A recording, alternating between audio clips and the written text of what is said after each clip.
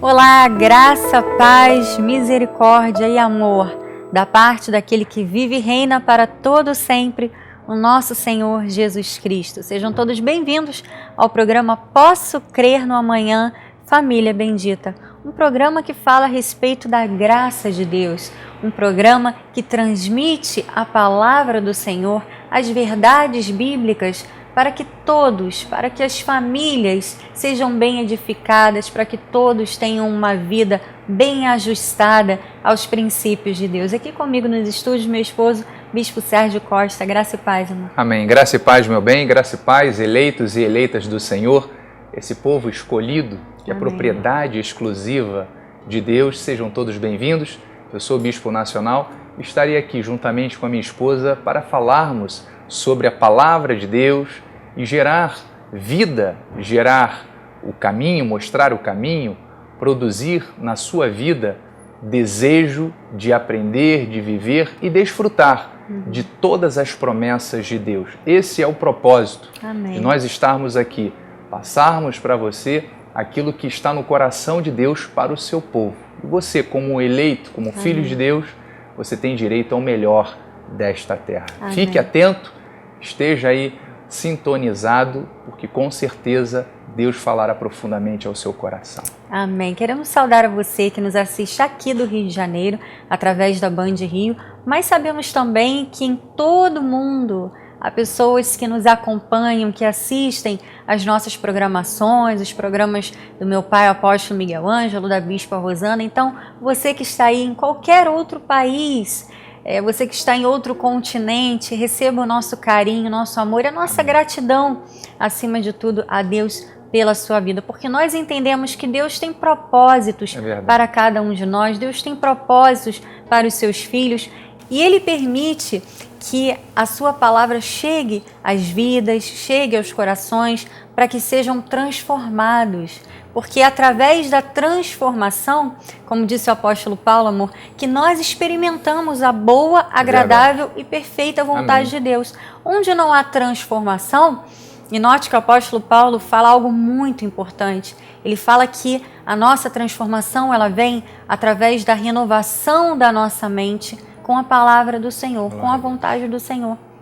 Quando nós passamos a entender a palavra de Deus, quando nós passamos a viver a vontade de Deus, há sim essa transformação e nós experimentamos a boa, agradável e perfeita vontade de Deus. E eu creio que é isso que todos nós desejamos, não é, amor? É viver essa boa vontade do Senhor, porque viver a vontade do Senhor é viver o melhor desta terra. Né? E essa é a vontade de Deus. Por isso, na sua palavra, o profeta Isaías, ele é usado por Deus para profetizar a respeito do desejo, da vontade de Deus. Está em Isaías 55, eu vou ler rapidamente para que você veja. Ele diz assim, versículo 10 e 11, diz assim: porque assim como descem a chuva e a neve dos céus e para lá não tornam, sem que primeiro reguem a terra e a fecundem e a façam brotar, para dar semente ao semeador e pão ao que come, assim será a palavra que sai da minha boca. Amém. Diz que não voltará para mim vazia. Veja que tudo aquilo que Deus diz em sua palavra, e é para nós vivermos e recebermos, aplicando diariamente na nossa vida, diz que ela jamais retornará vazia. Amém.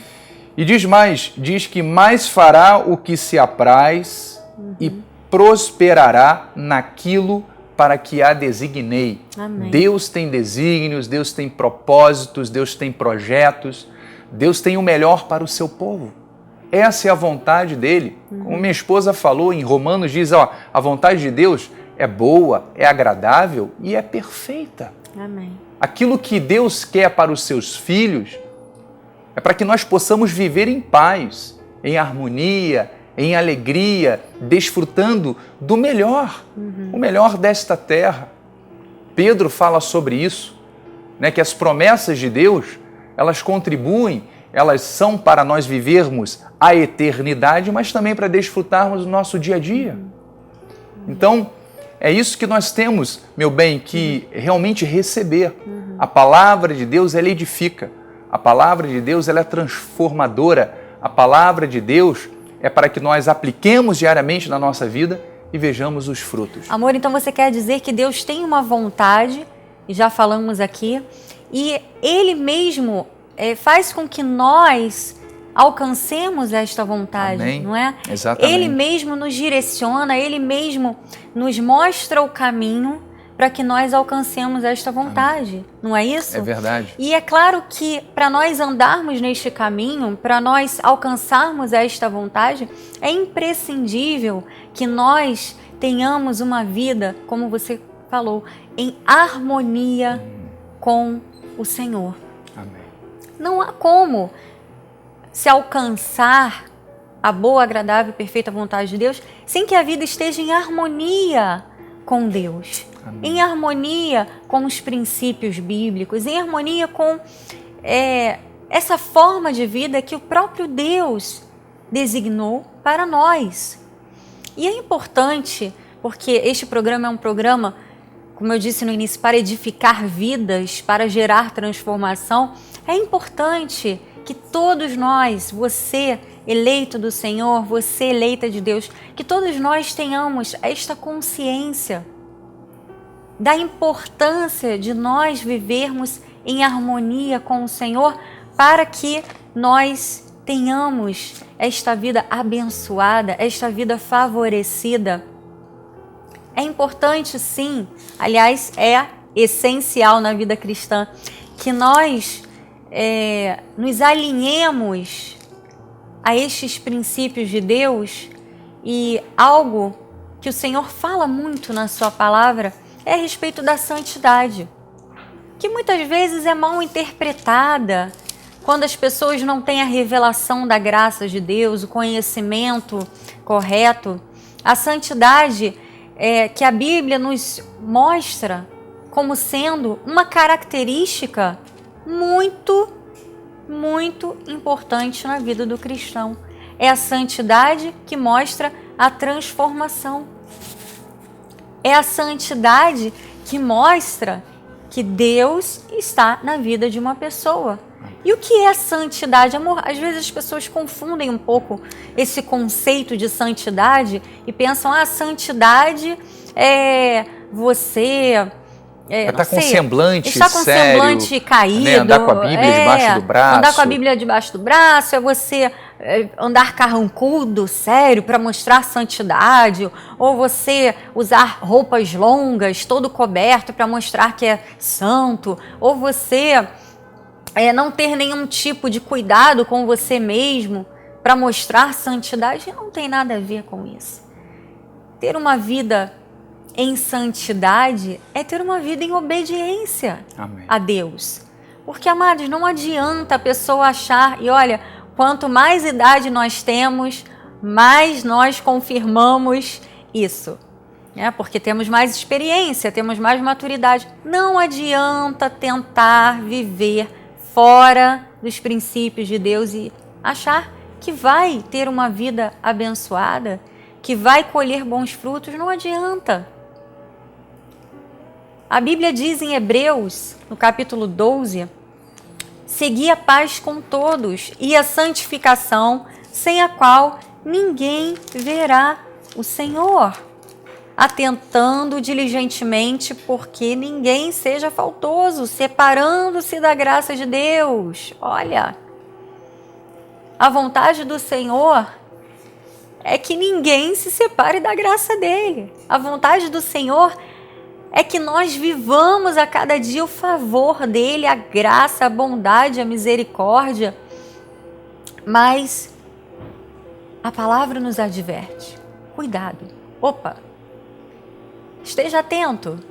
Seja diligente, porque sem santificação ninguém verá o Senhor. E a santificação, ela vem da obediência. Ela vem do bom senso de percebermos o que é bom para a nossa vida e o que não é, o que vem de Deus e o que não vem. Nós sempre falamos sobre isso no programa, porque pensamos ser algo muito importante, porque a cada dia mais nós vemos, não é, amor, como a sociedade está caminhando na contramão dos princípios de Deus. A cada dia mais as pessoas estão achando que a vida é o que querem fazer dela, posso viver de qualquer jeito, vou fazer o que eu tenho vontade, vou viver o hoje como se não houvesse amanhã. Isso é falta de sabedoria, isso é falta de discernimento, isso é falta de sensatez espiritual. Mas quando os olhos são revelados, nós entendemos.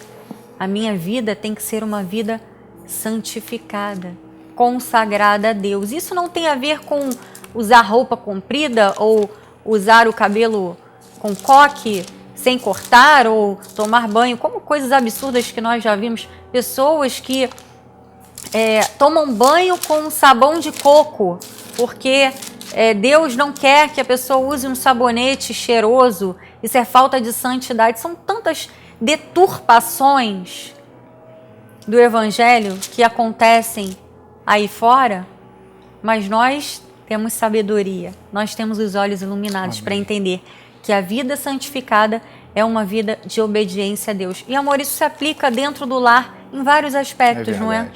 Todos os aspectos, nós temos que viver esta palavra, porque como a minha esposa falou, a vontade de Deus é que vivamos em harmonia, vivamos em paz, possamos desfrutar de uma vida plena, né? De vermos o agir de Deus, o favor de Deus sobre a nossa vida.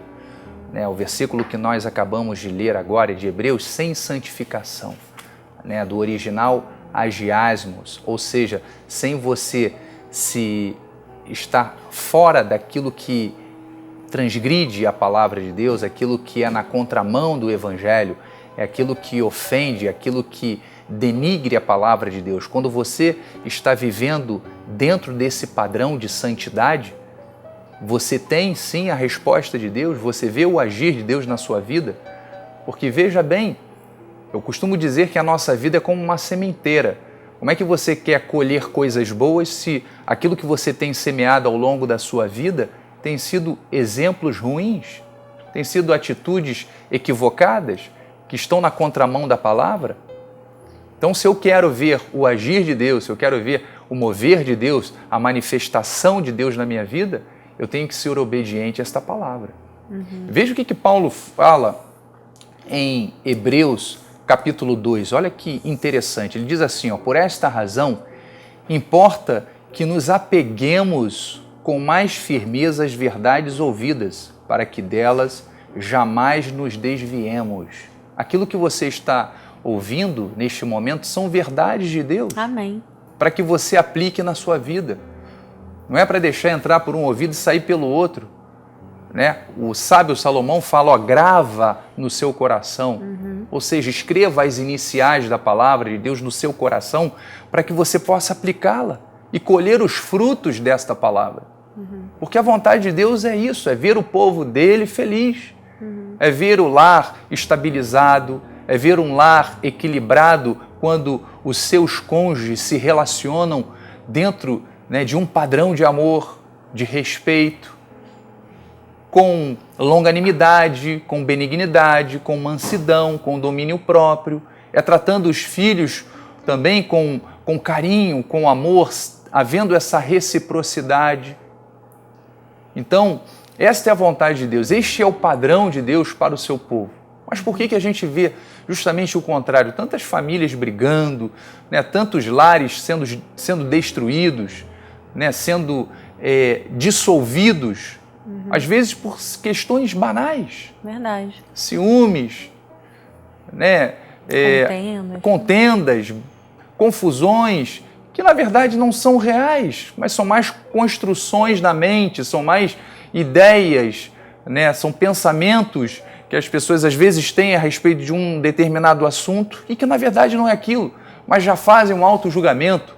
Então veja que quando você não está bem alicerçado, quando você não vive a palavra, você está sujeito a esses tipos de reações, de comportamentos que abalam, destroem a família, destroem um lar. E são impulsivos, muitas vezes, né? As pessoas têm Claro. comportamentos e atitudes impulsivas, não refletem na palavra, não buscam em Deus a direção. E parece que cada dia as pessoas estão mais impulsivas. E a Bíblia fala sobre isso. A Bíblia diz que nós não devemos agir sem refletir.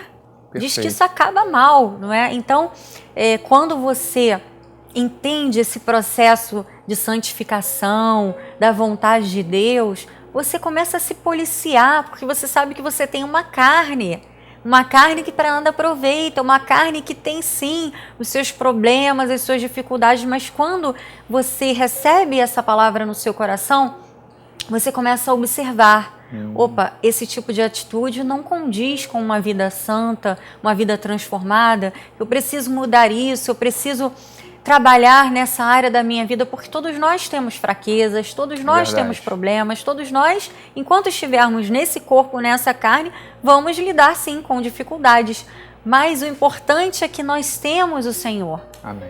Nós temos o Espírito Santo de Deus, nós temos os olhos iluminados para compreender que nessas situações nós precisamos da ajuda do Espírito Santo para que nós vençamos e tenhamos uma vida equilibrada, uma vida em harmonia com a vontade do Senhor. Porque todos nós queremos ver o Senhor. E todos nós queremos ver Deus agir em nossas vidas. E a Bíblia diz, tem que ter a santificação, não é? Exatamente, meu bem. Uma forma bem prática de nós aplicarmos isso é de acordo com a situação que você esteja vivendo. Imagine Jesus agindo neste problema. Como é que ele se comportaria? É verdade. Como é que Jesus atuaria nesse cenário? Como é que ele agiria? Como é que ele responderia? Como é que ele pensaria a respeito dessa situação? E é dessa forma que você tem que pensar. Porque Jesus, ele era rico em misericórdia. Ele mostrava justamente a forma que era o caráter de Deus, né, de se comportar diante das dificuldades. É verdade. E é dessa forma que a gente tem que puxar para a nossa vida. Né? A forma mais prática. É claro, quando a gente conhece, né, a essência de Cristo, quando a gente conhece a essência de Deus, se torna muito mais fácil. E aí é a questão de nós aprendermos a palavra do Senhor. É o que Paulo fala aos Coríntios, né? Ele fala que eles tinham muitos comportamentos errados. Eles viviam numa sociedade em que a carne era muito estimulada, era muito exaltada, eles eram dados aos prazeres carnais, eles viviam o mesmo tipo de pensamento que nós estamos vendo hoje aí, infelizmente, não é? Tem que viver o momento, tenho que deixar o meu corpo fazer o que tem vontade. Ter a liberdade para expressar aquilo que quer. Né? O que importa é a felicidade, né? Esse é o slogan, né? É o momento, é aquilo que me dá prazer, é o hedonismo, né? Aquilo que me dá prazer nesse momento. E Paulo teve que corrigir aquele povo muitas vezes e mostrar a verdade a eles. Teve que mostrar que, olha, a partir do momento em que você recebe a Cristo, a sua vida tem que mudar. Você tem que corrigir a sua rota, você tem que corrigir os seus comportamentos. Ele fala aqui em 1 Coríntios 6, ele vem falando a respeito da impureza da igreja de Corinto, e ele fala aqui no versículo 7, o só existir entre vós demandas já é completa derrota para vós outros, ou seja, onde há confusão, há derrota, não é, amor? É verdade. Onde há confusão, há derrota. Não adianta pensar, aqui tem toda espécie de confusão, mas seremos mais do que vencedores, vamos prosperar, vamos crescer. Não vai. Porque onde há confusão, onde há demandas, há derrota. Porque o nosso Deus não é Deus de confusão, Ele é Deus de paz. Então ele diz, olha, por que não sofreis antes a injustiça? Por que não sofreis antes o dano? Mas vós mesmos fazeis a injustiça e fazeis o dano, e isto aos próprios irmãos. Aquela igreja vivia problemas graves. Um irmão atacando o outro. Um irmão ferindo o outro. E Paulo disse, olha, isso já é uma derrota. Já vou logo avisando a vocês que isso daí não pode acontecer. E nós temos visto isso dentro das famílias. Exato. Quantas pessoas estão vivendo debaixo do mesmo teto, uma ferindo a outra, uma machucando a outra, sem se importar com o sentimento do outro, sem se importar... será que isso que eu estou falando vai magoar a outra pessoa, vai edificar ou vai ferir? E pessoas que muitas vezes se dizem crentes, cristãs, vão à igreja, mas não estão vivendo a palavra. É verdade. E não vão experimentar a boa, agradável e perfeita vontade de Deus enquanto não estiverem em harmonia com a vontade do Senhor. E ele continua dizendo, ou não sabeis que os injustos não herdarão o reino de Deus? Lembra que Lá em Hebreus nós lemos, sem santificação ninguém verá o Senhor. E ele diz, não vos enganeis, nem impuros, nem idólatras, nem adúlteros, nem efeminados, nem sodomitas, nem ladrões, nem avarentos, nem bêbados, nem maldizentes, nem roubadores herdarão o reino de Deus. Agora veja, ele fala no versículo 11, tais fostes alguns de vós, mas vós vos lavastes, mas fostes santificados, mas fostes justificados em o nome do Senhor Jesus Cristo e no Espírito do nosso Deus. E ele diz aqui no versículo 12, que eu penso que não deveria estar separado aqui, ele diz, todas as coisas me são lícitas, mas nem todas convêm. Todas as coisas me são lícitas, mas eu não me deixarei dominar por nenhuma delas. Que conselho precioso para as nossas vidas. Paulo disse, olha, todos vocês têm um passado. E quem não tem? Mas a partir do momento em que você tem um encontro real com Cristo, Paulo disse, olha, vocês fizeram isso tudo no passado. E quem continuar vivendo isso, não vai herdar o reino. Mas vós vos lavastes, vós vos regenerastes. Então, aqueles que foram lavados, regenerados pelo Senhor, eles têm essa consciência. Aquilo que eu fazia, eu não posso mais fazer. Exato. Aquilo que a minha carne me inclinava a fazer, agora eu repudio. Eu não vou mais dar lugar para que eu veja o Senhor agir. Ele diz, olha, tudo te é lícito. Então o que Paulo está dizendo é que tudo nos é permitido. Tudo aquilo que, é claro, não está contra a lei do país. Tudo nos é permitido, mas nem tudo nos convém. Isso. Não é? Ele nós estava não podemos mostrando, exatamente, deixar dominar. O fato de nós estarmos nesse mundo, nós vamos ter acesso a tantas coisas. É verdade. Mas a gente tem que ter o discernimento para saber escolher aquilo que é certo. Está dentro da vontade de Deus? Os olhos iluminados, que Paulo também fala a respeito disso, é esse discernimento que o Espírito nos dá, de sabermos escolher, sabermos decifrar se aquilo é de Deus ou não. Porque o que não pode é nós escolhermos fazer aquilo que é errado e sermos pedra de tropeço. Verdade. Para a nossa própria vida, né? Para a nossa própria vida. Paulo fala a respeito disso também em Coríntios 10, 1 Coríntios 10, 32, ele fala assim, ó, não vos torneis causa de tropeço, nem para judeus, nem para gentios, nem tampouco para a igreja de Deus. Então veja que nós não podemos ser motivo de escândalo, porque se eu me digo e me considero cristão porque eu defendo a causa de Deus, porque eu creio naquilo que Jesus fez na cruz do Calvário, eu recebo os ensinamentos dele para a minha vida e passo a praticar, e aí escolho fazer o errado, escolho dar lugar à minha carne, escolho desprezar aquilo que Deus fala.